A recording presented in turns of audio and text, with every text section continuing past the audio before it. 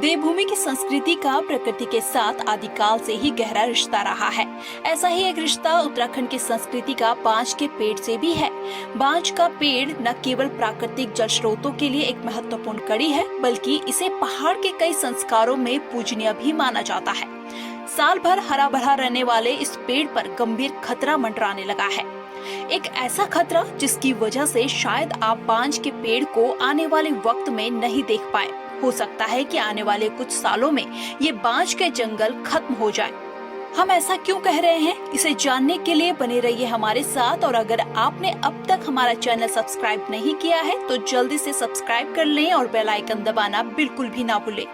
आपको बता दें कि इंडियन फॉरेस्टर जर्नल में हाल ही में एक अध्ययन प्रकाशित हुआ, जिसमें लिखा गया है कि मसूरी के इलाके में बांज के पेड़ों में एक बीमारी देखने को मिली है, जो बांज को 3 साल के अंदर सुखा रही है। और अगर ये बीमारी ऐसे ही बांज में फैलती रही तो हमें किन किन दिक्कतों का सामना करना पड़ेगा, इसका कोई अंदाजा भी नहीं लगा सकता। क्योंकि यह केवल वृक्ष मात्र नहीं है, बल्कि मानव जीवन के लिए संजीवनी से कम नहीं है। अब सबसे पहले बांज के बारे में कुछ जरूरी बातें जान लेते हैं।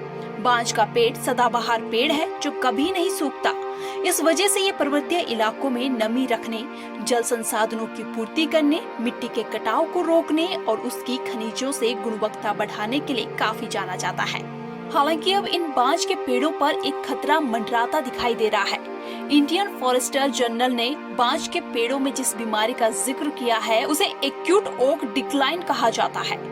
इस बीमारी के बारे में आगे बात करें, इससे पहले आपको ये बता दें कि अभी तक बांज में होने वाली ये बीमारी सिर्फ यूरोप में मिली थी, लिहाजा अब ये हिमालय इलाकों में पहली बार देखने को मिल रही है।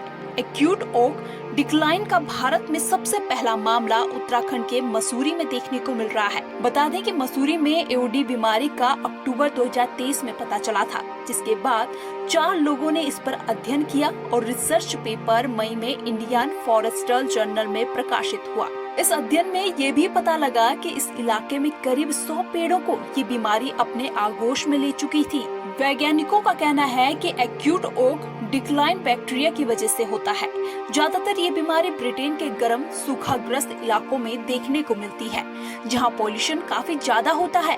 ये बीमारी मेनली पेड़ की पत्तियों और ऊपर टहनियों से शुरू होती है। इस बीमारी के चलते पेड़ों की पत्तियों और टहनियों में जगह जगह दरारें देखने को मिलती है। साथ ही काले रंग का एक गाढ़ा लिक्विड भी निकलता है, जिसे देखकर ऐसा लगता है मानो पेड़ रो रहा हो, जिसके बाद 3 से 6 साल के भीतर ही ये पेड़ को कमजोर कर देता है और पेड़ सूख जाता है।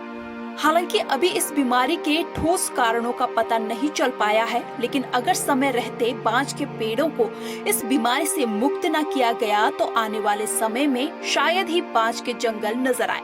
और अगर ऐसा होता है तो उत्तराखंड में लैंडस्लाइड, भूमि का बंजर होना, पानी की कमी जैसी समस्याएं देखने को मिल सकती है।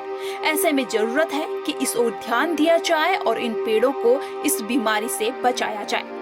फिलहाल इस रिपोर्ट में इतना ही। इस रिपोर्ट को लेकर आपकी क्या राय है, कमेंट करके जरूर बताएं। साथ ही चैनल को यूट्यूब पर सब्सक्राइब और फेसबुक पर फॉलो करें।